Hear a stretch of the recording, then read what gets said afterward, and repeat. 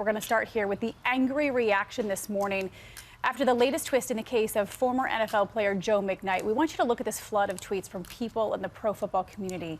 McKnight was shot and killed in an apparent road rage incident in Louisiana. And the next day, the police decided to release the shooter. They have not charged him.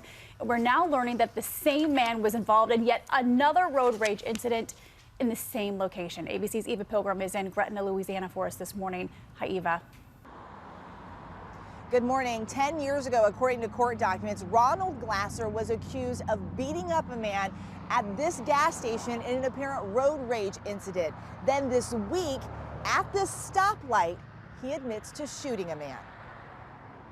This morning, new details about the man who police say admits to shooting a former NFL running back during what authorities are calling a road rage incident. We definitely need answers. Why was he released? They have usurped and corrupted the criminal justice system. Investigators say Ronald Gasser, seen here in cuffs, shot 28-year-old Joe McKnight 3 times. The Jefferson Parish coroner telling ABC News the former USC standout who played for the Jets was hit in the hand, shoulder, and chest. Mr. Gasser admitted to shooting Joe McKnight Jr.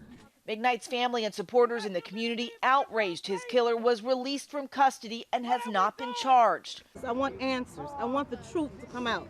It's not a white or black thing, it's a right or wrong thing. According to records released by the Sheriff's Department overnight, Gasser was arrested for a violent fight during a road rage incident in 2006 at a gas station at the same intersection where he allegedly shot and killed McKnight.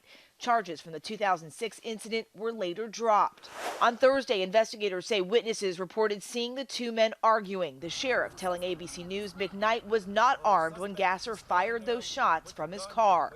Mr. Gasser did not stand over Mr. McKnight and fire shots into him. Still, the sheriff says charging Gasser before a thorough investigation is completed would be a rush to judgment. McKnight's family overcome with emotion. It was like I lost a friend, I lost my everything. The sheriff saying this case is very personal for his department. The man who raised McKnight was a sheriff's deputy. Paula. All right, Eva, I'll pick it up from here. Thank you so much. We want to bring in ABC News consultant Brad Garrett, a former FBI special agent. Brad, thanks for joining us. And people, understandably, right now are outraged. There's no denying that Ronald Gasser killed Joe McKnight. So why would Gasser be released and not charged? Because under Louisiana law, looking at justifiable homicide, if you are in your vehicle and someone attempts to enter it, now we don't know that fact, but I'm going to presume that for a second, that Mr. McKnight tried to get into Mr. Gasser's vehicle, he's justified in shooting him. And the sheriff basically alluded to that yesterday in a press conference, that justifiable homicide may play into effect in this case. Yeah, law enforcement said there's no video of the incident and Gasser was not standing over McKnight when he was shot. But I want to ask you about Gasser's prior record.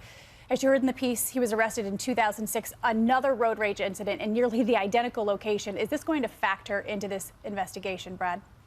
It will not factor into the investigation of this particular situation, Paul, and I'll tell you why.